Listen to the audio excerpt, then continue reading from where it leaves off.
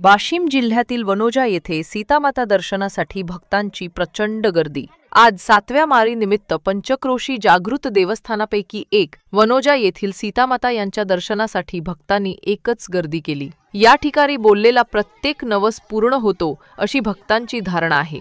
त्यामुळे येथील गर्दीची लाट निरंतरही राहते। तसेच दरवर्षीप्रमाणे याही वर्षी भाविक भक्तांच्या सेवेसाठी फराळाची आणि पिण्याच्या पाण्याची उत्तम व्यवस्था मंदिराच्या ट्रस्टच्या वतीने आणि गावकऱ्याच्या सहकार्याने करण्यात आली। वाशिम तालुका प्रतिनिधी नवनाथ थोरात।